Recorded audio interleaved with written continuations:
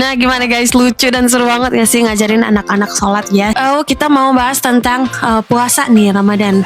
Sayang, when the first time you became a Muslim, the first years, when you introduced to fast Ramadan, was it hard?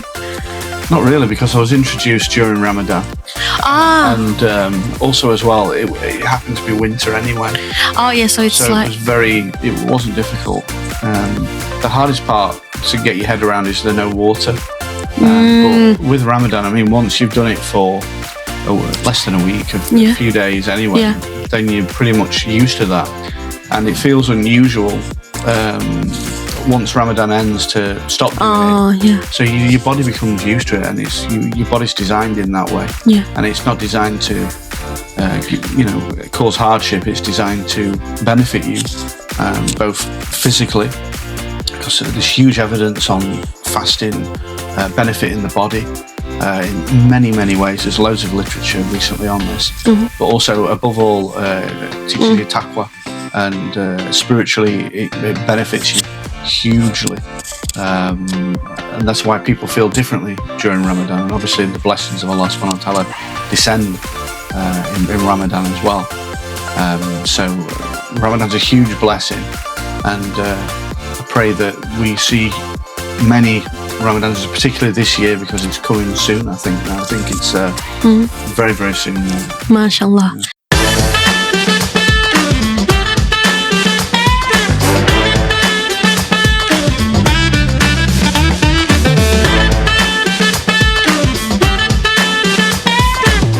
Do you have any fun experience during fasting? Like me, for example, especially when I was younger.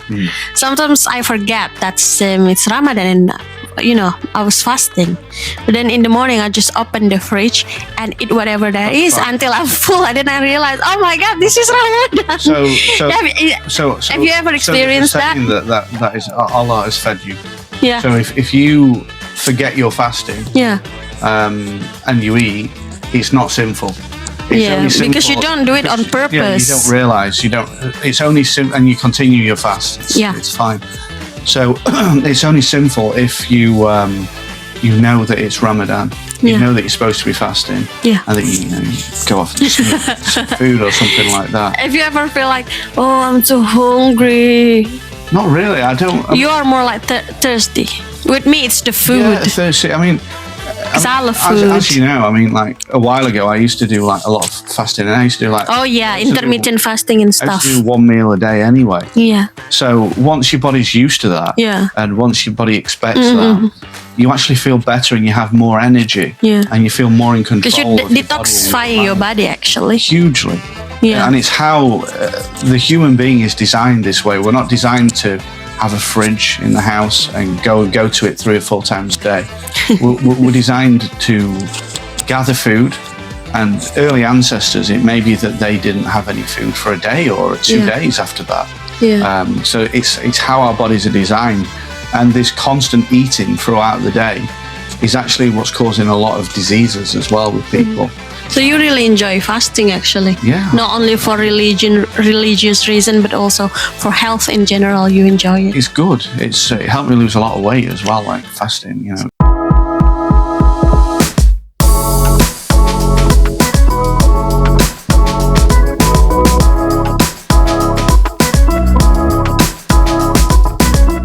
And one more thing guys that is interesting, yang menarik ya, kalau puasa itu, the difference between you and me during the suhoor, when we eat for the fasting. Just only eat dates and water, or sometimes oats. I have to eat rice and heavy food.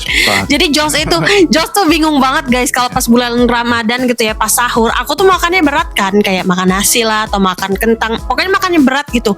Josh itu cuma makan kurma, dates ya, cuma makan. You'll spike your insulin, you'll spike your blood sugar so that you'll feel more hungry. Yeah, you're right. And you'll feel tired. Whereas if you eat just enough, just as I think there was a hadith. But it's also it's like culture in Indonesia. When we do the suhoor, we eat rice and heavy food. It's culture all over. It's culture here as well, like with the South Asian community, the Pakistani and the Indian and Bangladeshi community. Is that during Ramadan, it's just a feast. And it's Food. food. So basically, it's like you starve yourself throughout the day, and then you just stuff your belly after then. And this isn't good. This isn't the actually. intention of Ramadan. This isn't what Ramadan is, and this isn't the practice of the Prophet ﷺ or companions. You know, you just eat as normal, but just don't eat within the daylight hours. Yeah, you're right. So itu ya guys beberapa perbedaannya. Sama satu lagi, and one more time, is the time of the fasting. Kalau bulan-bulan kayak Juni, Juli, pokoknya di saat musim panas guys, in summer, kalian itu puasanya panjang banget guys. The first time I arrived here, Josh, it was summer. So I was so shocked. Aku shock banget guys. Pertama kali aku tinggal di Inggris itu, pas Ramadannya itu bulan berapa ya, lupa aku, kayaknya September gitu. Dan itu summer. Ya, jadi buka puasanya tuh guys jam 9:30 malam guys, sumpah. Dan waktu imsaknya itu cepet banget, kayaknya jam 4 subuh apa jam setengah 4 subuh tuh udah imsak. Jadi kayak puasanya tuh panjang banget, dan aku bener-bener saat itu yang kayak mau nangis gitu, karena kan kaget ya. Di Indonesia kan setiap tahun tuh hampir serupa tuh waktu puasanya. Nah ternyata di Inggris tuh beda-beda, tapi alhamdulillah when it's winter, pas winter puasanya jadinya cepet guys, karena kayak jam 4 jam 5 tuh kan udah gelap dan udah masuk waktu maghrib, jadi buka puasanya cepet. I said when it's winter, it's actually easier to do the fast in UK.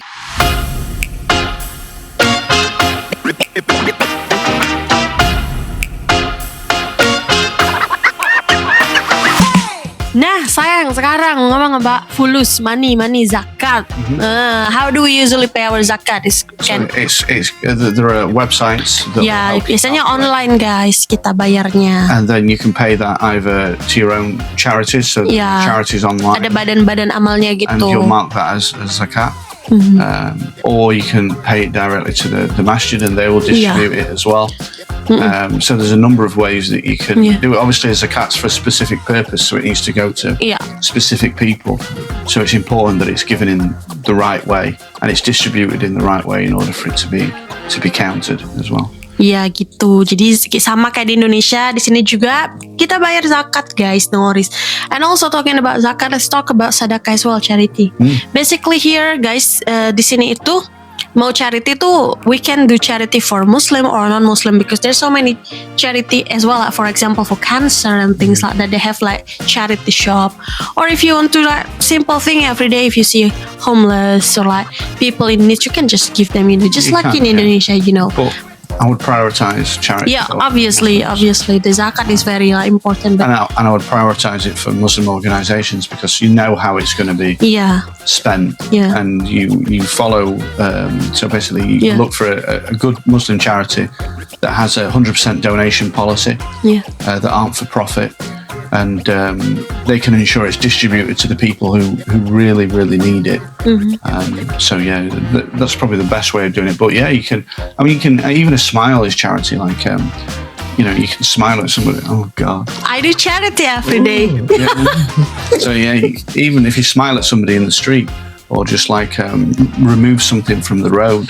Yeah, it's counted as charity. Or you say a good word to somebody, or you pick somebody up when they're feeling down and stuff like that, or you see your neighbours and stuff. These are all, charity doesn't have to be money, it can be your time as well. Yeah. You might want to volunteer for an organisation. Very true, I agree. So there's loads of ways of ways. Charity. Definitely. Jadi mau dimanapun ya, namanya kita Muslim, walaupun sekalipun di sini minoritas, tetap aja kok bisa menjalankan rukun-rukun Islam itu. Salah satunya kayak bayar zakat, bersedekah gitu guys. But you know what? That's very interesting thing in Indonesia. We talk about kurban now. Yeah. If you do kurban in Indonesia, you are actually allowed there to like cut the lamb or whatever your kurban is in front of your house or in front of masjid, and people just watch it. Meanwhile in the UK you are not allowed to, for the hygiene reason. It has to be cut in a what do you call the place? Like a butcher's. Yeah. So the way that we do it is that there are organisations where We can pay certain there's money. loads of different ones, Yeah. Whereby you pay them a money for either a share of a goat or A goat or a lamb. or for a full animal. And what they will do is they will ensure that it's distributed, Yeah. and that the animal is killed correctly and everything else. Yeah. So that's one way of. Di sini nggak boleh kita kayak potong kurban di depan masjid atau di rumah, itu nggak boleh. Untuk alasan hygiene harus di rumah potong hewan. And also this charity, we're not only distributing in the UK. Sometimes the charity, I remember when we did the charity one day, they distribute the meat in Pakistan, I think. Also the Kashmir, yeah. All over Africa. All over gitu. Jadi guys, Palestine, all over. ya kalau di UK itu pas kita kurban, kita tuh nggak harus beli satu hewan sendirian gitu. Kita bisa misalnya satu hewan misalnya nih ya 100 gitu, kita mau setengahnya deh kita bayar uangnya, tapi mereka tetap beliin sepenuhnya gitu yang harga 100 itu dengan digabungin sama charity orang lain. Dan itu ada yang dibagikannya di UK, ada yang dibagikan di negara lain kayak Palestina, di Pakistan gitu-gitu loh. Jadi macam-macam gitu.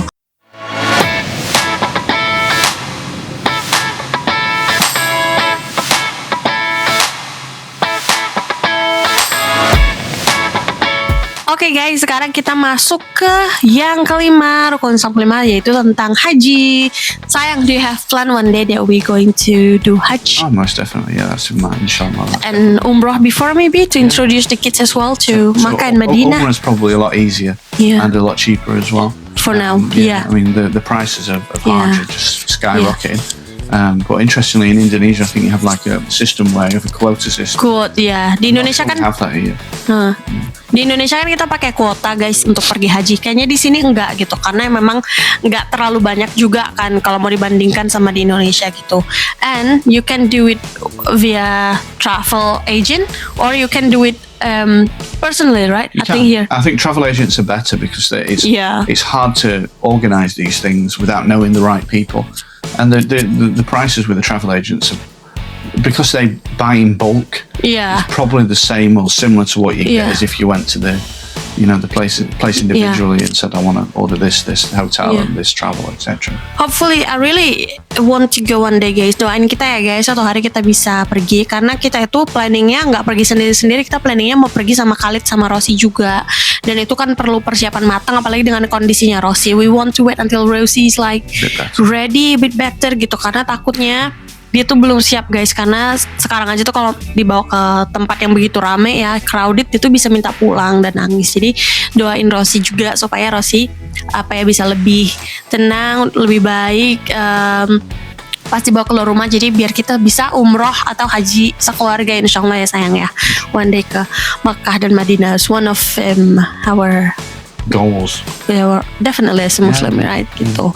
Jadi ya di sini itu bisa lewat travel atau bisa sendiri juga, dan nggak perlu nunggu bertahun-tahun kalau mau haji ya katanya. Kalau di Indonesia kan kita harus nunggu ya guys, dan ada kuotanya. Kalau di sini tuh enggak gitu. Sebenarnya harganya kalau dibilang mahal ya mahal juga ya, it's quite expensive as well, right? But if you compare to Indonesian GDP, you know what I mean, people's salary, gitu. Jadi kalau mungkin di Indonesia untuk orang-orang yang kita bilang lah menengah ke atas, mungkin buat mereka gampang ya untuk pergi ke Makkah, Madinah. Tapi kan buat yang menengah ke bawah mungkin susah banget guys bertahun-tahun. Nah, kalau di sini mungkin gak sesulit itu gitu untuk berangkatnya gitu. Jadi ya kurang lebih begitulah ya kalau untuk urusan haji sama umroh dari UK itu tetap bisa gitu. Doain kita one day bisa kesana, dan semoga teman-teman yang juga kepengen dan belum menginjakkan kaki ke tanah suci, semoga kita sama-sama bisa kesana insyaallah ya guys. Semoga dipanggil Allah. Katanya kalau kita mau berangkat ke sana itu bukan karena kita mampu aja, tapi Allah yang memampukan kita. So, semoga Allah memampukan kita, guys. Oke.